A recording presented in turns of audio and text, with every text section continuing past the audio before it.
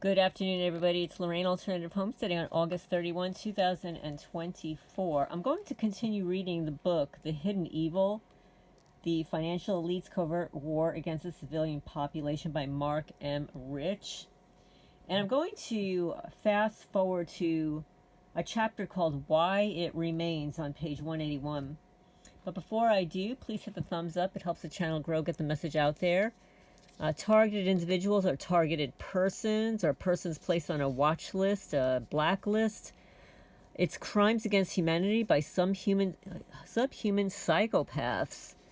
But unfortunately, those in the position of authority that are allegedly there to protect us, are complicit in the targeting for profit, for revenge, by their psychopath buddies that pay them to place innocent people on the list for experimentation, revenge, and all kinds of other reasons. But anyway, hope everybody's doing well. We just had a big thunderstorm, but we needed it. It's stopped now. So anyway, Why It Remains by Mark M. Rich.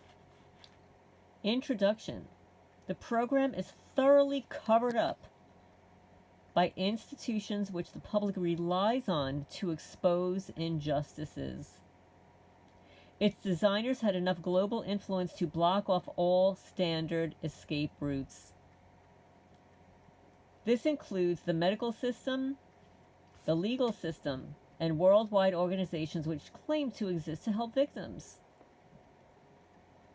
It's sort of like, child protective services usually dole those children out to the people that begin with the letter P, or they just disappear. Do you hear about that? Like, all these children went missing and nobody knows where they are, from child protective services. How do children just disappear? I digress.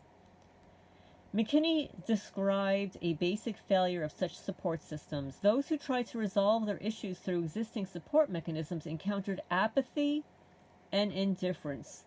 Psychiatrists attempted to discredit them.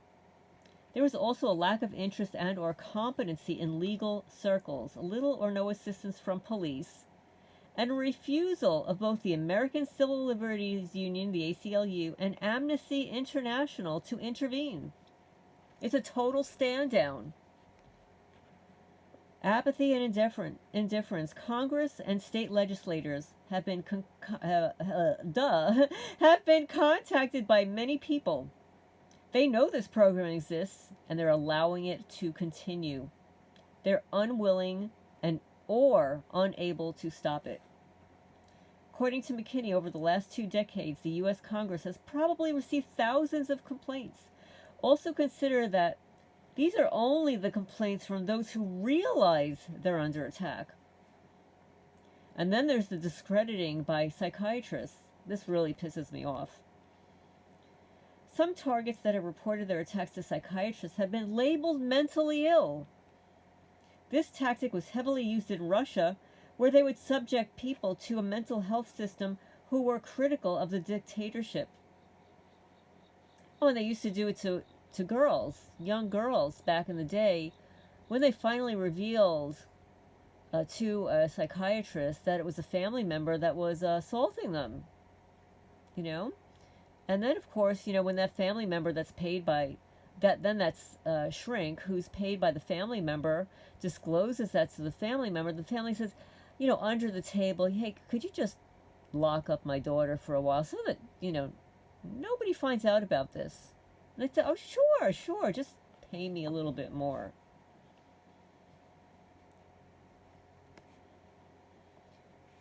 McKinney suggests not telling medical doctors about it either, because many of them are also providing cover. According to her, some doctors have placed targeted individuals on a regime of drugs in order to worsen pre-existing conditions.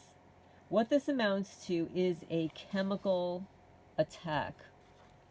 Apparently, the Stasi would use doctors to destroy enemies of the state as well.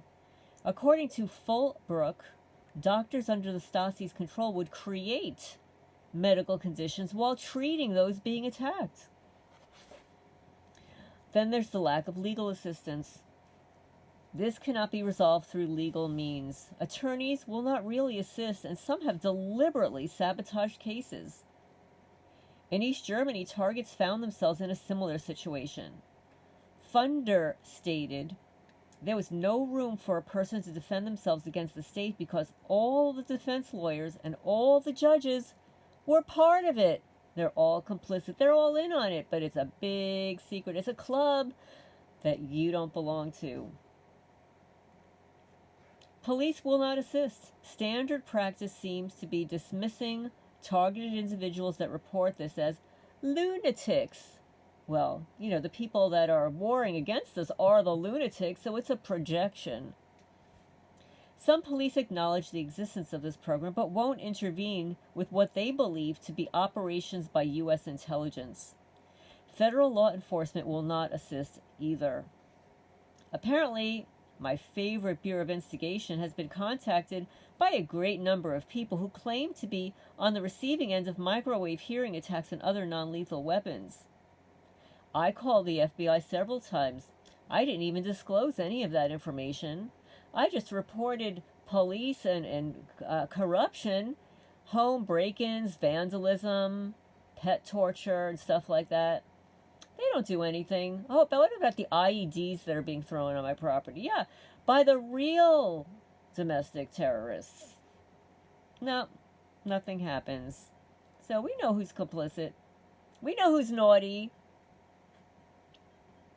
McKinney commented, writing to the various federal agencies and calling and meeting with them serves no useful purpose. The ACLU and AI, not that AI, will not intervene. Even though both organizations acknowledge receiving many complaints, the ACLU and AI have offered little or no assistance to targeted people. Obviously, the top leadership in both organizations have been told to stand down, probably for reasons of, come on guys, sing it with me, national security, while the financial elite eliminate their enemies. The people they're envious and jealous of, the people they want to steal the intellectual property from, your creative ideas, your dreams, and stuff like that. Yeah, because they're afraid of you, they're afraid of me. Denial and fear. This is a topic that people may not want to believe. Some don't want to face the horror of acknowledging that something like this is going on. They don't want to entertain the possibility that their own government is attacking them.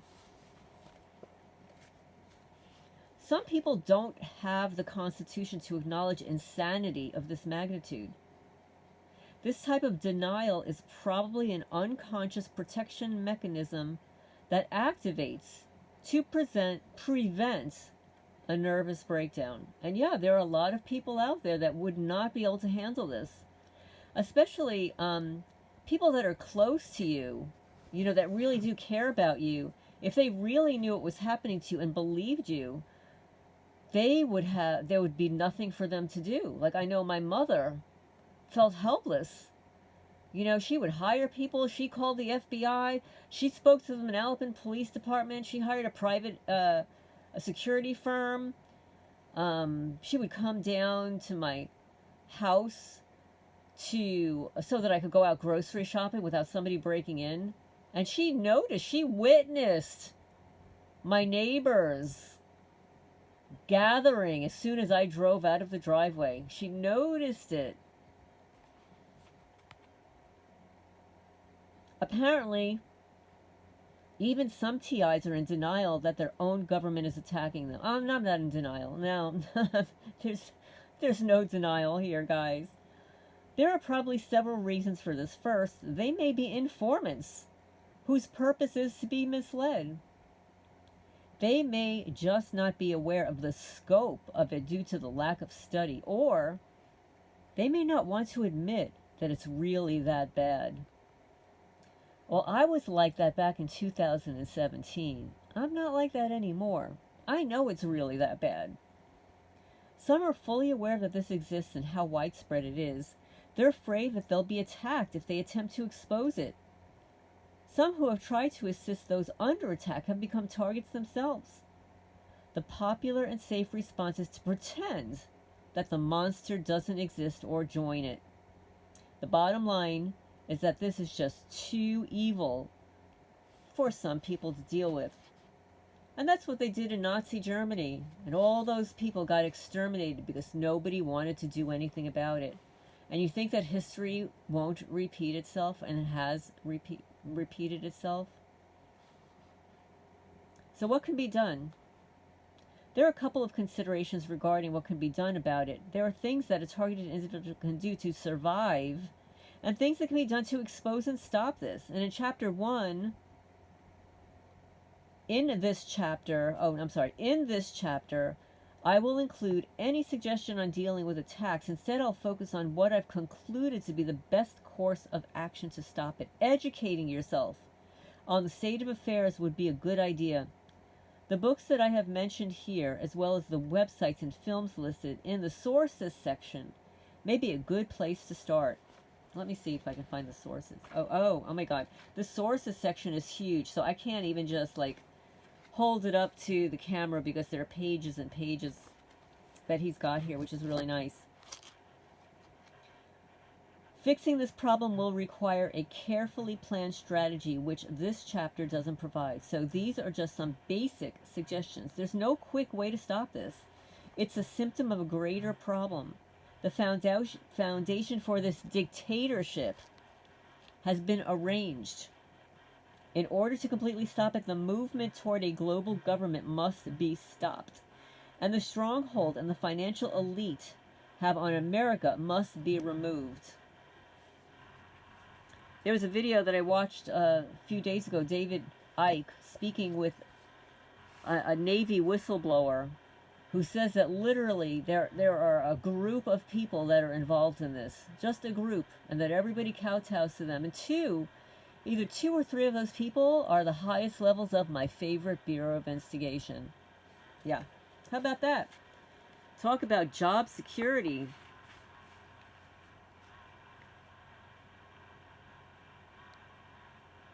The primary mechanism that the financial elite have used to control America, the Federal Reserve, must be eliminated. The removal of the Federal Reserve will in turn banish the tax-exempt complex, which is partially funding their political movement.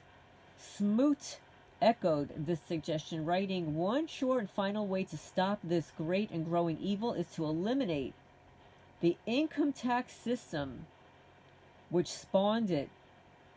It is the people," he says, "who must compel Congress to repeal income tax amendments." Alan B. Jones also realized the importance of shutting down the Federal Reserve when he said, "It will strike at the root of the elite's attack on our American society. America must be released from the grip of the UN, CFRTC Bilderbergers, IMF, the World Bank, the WTO, and any other supra-governmental agency that is promoting a world government. Other critical issues which are closely related include the events surrounding September 11 and the Oklahoma City bombing. There must be a complete investigation into these events by individuals with no connections to the establishment." Oh yeah, well yeah, I don't know. Do you think that's going to happen? I don't think that's going to happen. However, it's unlikely that any of these suggestions will occur under the present conditions. We've seen where these congressional investigations led, and they have been setting this up for at least 100 years. They run the non-governmental organizations, central banks, media, the academic institutions. They own the politicians. It is their political system. Although there are still some decent people in government who may be permitted to acknowledge this, under no circumstances will they be allowed to stop it. There's absolutely no remedy for this within the system itself. So in my opinion, the only way to truly stop this is to completely disintegrate the system and revert back to the U.S. Constitution. This may be accomplished using a sequence of non-violent, direct action tactics. Formulating and carrying out such a plan would require much thought. Even though this may sound like a drastic approach, the founding document of the American Republic, known as the Declaration of Independence, tells us this is exactly what should be done under such conditions. In the declaration, the colonists officially announced to the world their decision to separate from the British Crown because of a series of intolerable acts perpetrated against them. Abraham Lincoln thought it contained the guiding principles through which the U.S. Constitution should be interpreted. According to the Declaration of Independence, when the government has become irrevocably corrupted, it's the duty of the people to disintegrate it. When a long train of abuses and usurpations, pursuing invariably the same object, evinces a design to reduce them under absolute despotism, it's their right, it's their duty to throw off such government and to provide new guards for their future security. Absent this, the best course of action is to raise awareness. The one thing these people don't want is to be cast out into the light. Oh, yeah, because they hide out in the shadows. Yeah, they hide out there. You know, the little secret societies, little cults. They hide out in the woods at night behind trees and stuff. Yeah.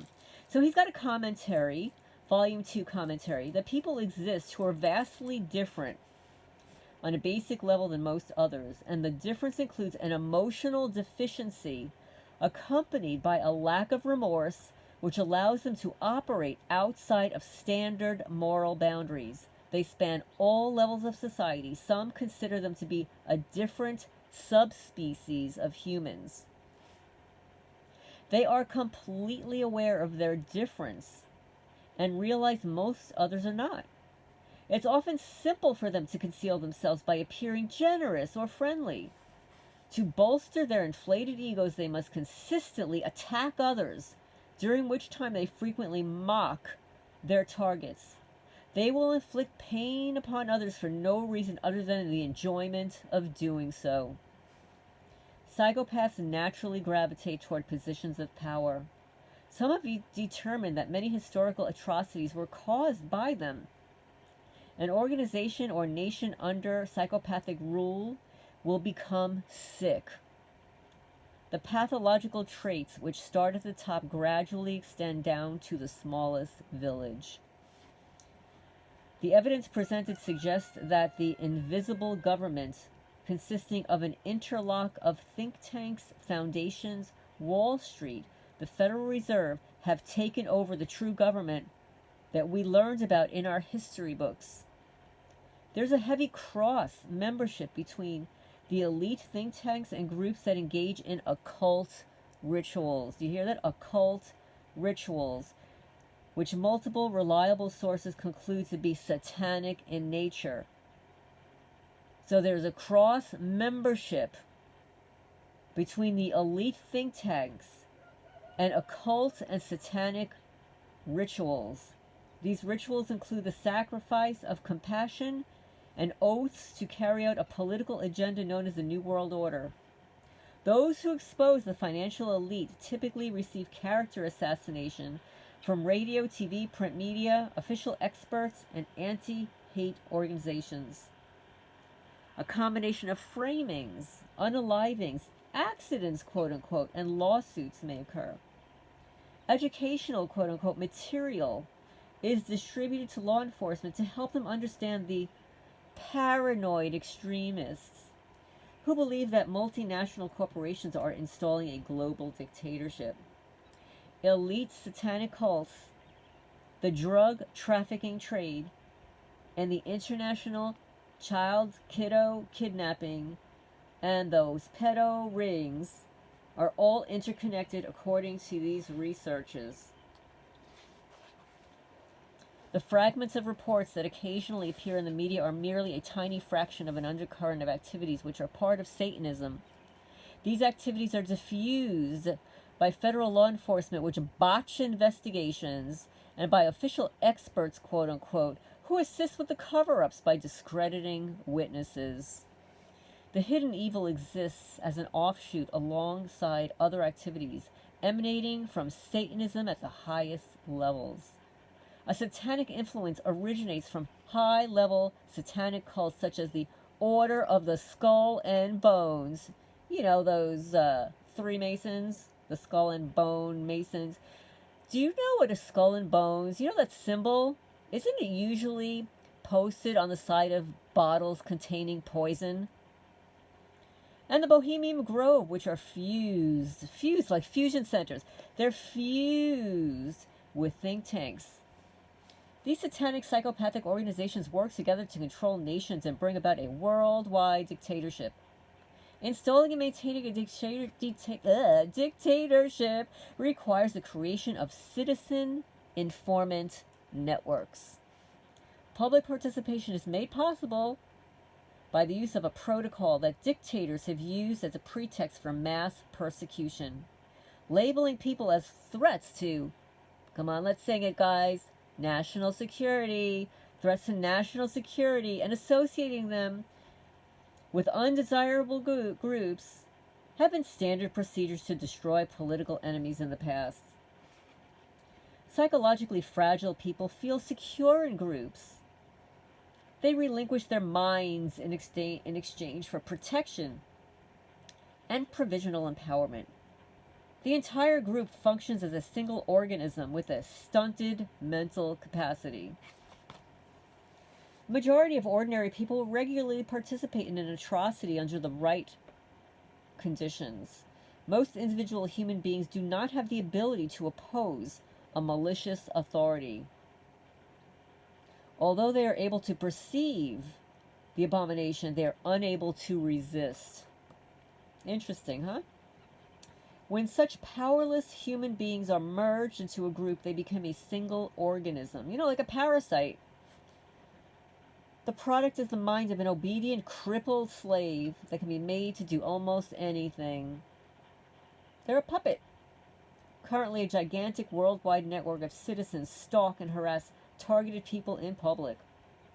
It is similar in operation and purpose to those used in Russian and German regimes. This slave master exists to impose the will of the wealthy Satanist psychopaths who rule the world.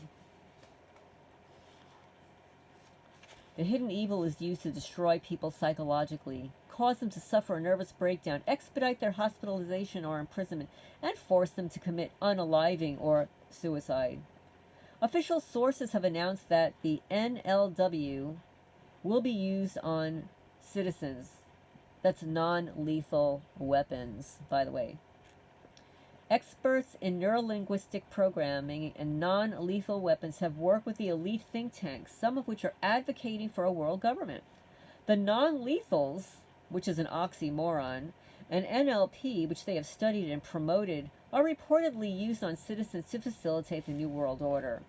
Yeah, they're trying to reprogram people. Targeted individuals may be identified for various reasons, and once that happens, they're attacked with these weapons and gang-stalked. All key factions of the community, from seniors to children, partake in the ritualistic persecution of targeted people, and that includes animals.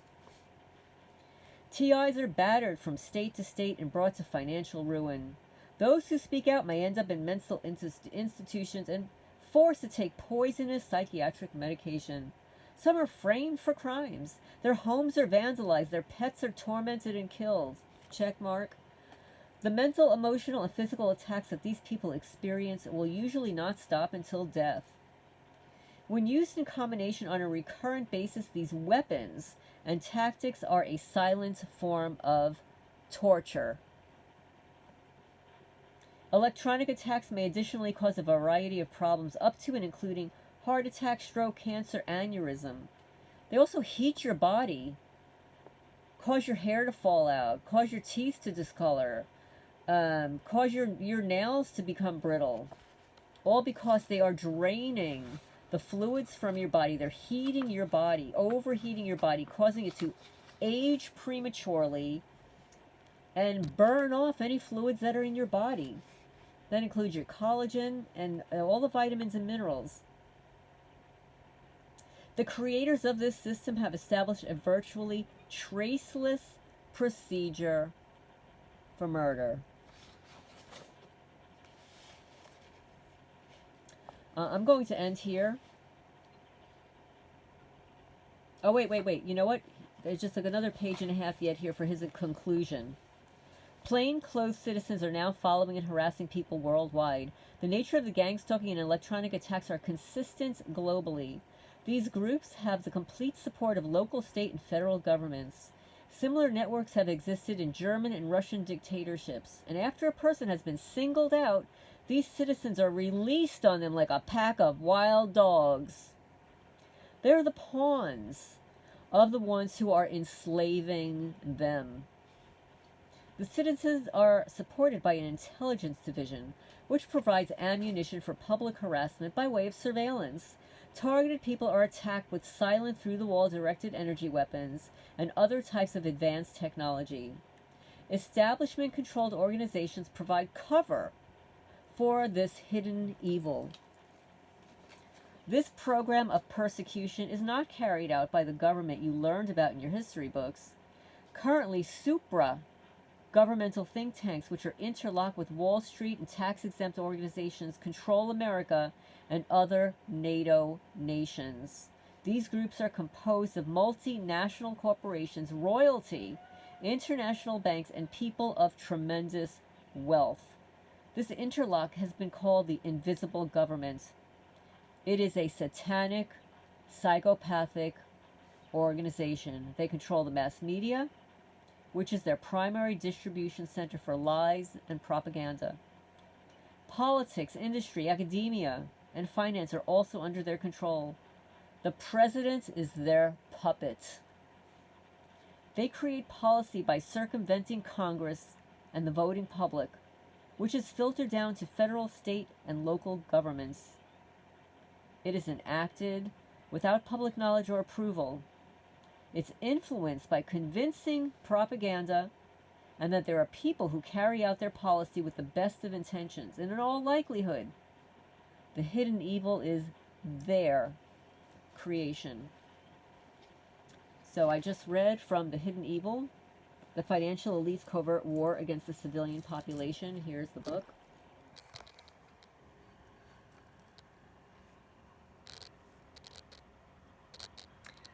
So, I would like to say I hope you enjoyed.